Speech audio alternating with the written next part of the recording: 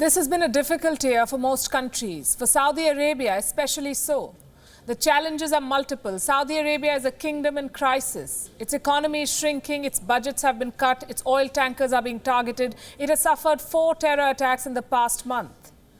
In the middle of this crisis, the Game of Thrones continues. Crown Prince Mohammed bin Salman is carrying out another royal purge. It is being called the mini writs, a smaller version of the major crackdown that took place in 2017 when scores of royals were detained in the Ritz-Carlton Hotel in Riyadh. Here's the thing.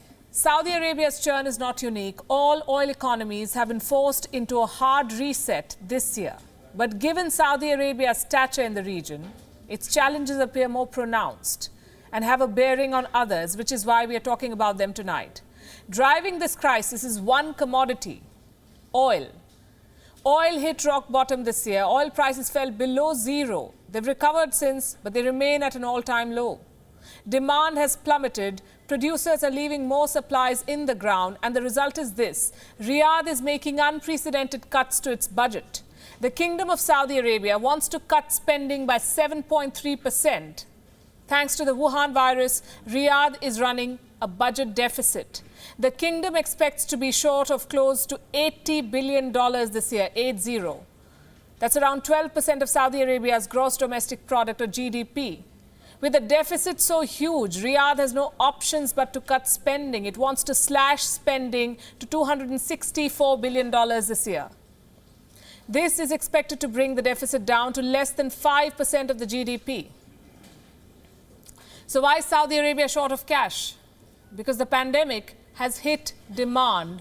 Oil prices, like I said, have dropped. Riyadh is no longer earning what it used to from oil. So it will borrow to fill the gap. Saudi Arabia has not given a breakdown for oil and non-oil revenue in its budget.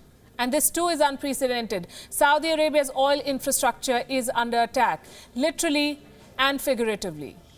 The Wuhan virus has killed demand, and extremists are attacking Saudi oil tankers. This is the second time that an oil tanker was targeted in recent weeks. 2 days ago, a fuel transport ship was attacked. A boat laden with explosives rammed into it. It happened when the tanker was anchored at the port of Jeddah. This is an important port because of its unique location. It is right in the middle of the international shipping route between the west and the east. No one was hurt. Some oil may have leaked. Saudi Arabia is calling this a terrorist attack. This explosion is the latest in a series of attacks against the kingdom. Earlier, a mine exploded and damaged a ship off the coast of Saudi Arabia. Riyadh had blamed Yemen's Houthi rebels for this. Another attack targeted a cargo ship in Yemen's Far East.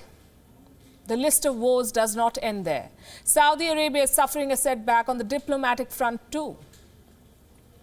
Germany has extended its ban on arms sales to Riyadh for 1 more year.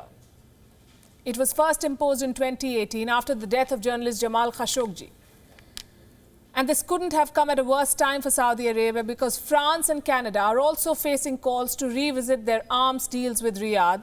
US President-elect Joe Biden is also facing similar demands.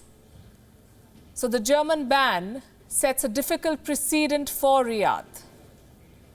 And this is what it comes down to. Saudi Arabia is short of cash. Its oil supplies are under attack. Its arms deals are under threat. It's a challenging time for the kingdom. And it is at this time that Riyadh has chosen to carry out another royal purge, another anti-corruption crackdown that is underway. And this time, top-ranking military officials and low-level bureaucrats are on target. It is being called a mini writs, a reference to the 2017 crackdown when several princes and tycoons were locked up inside Riyadh's Ritz-Carlton Hotel.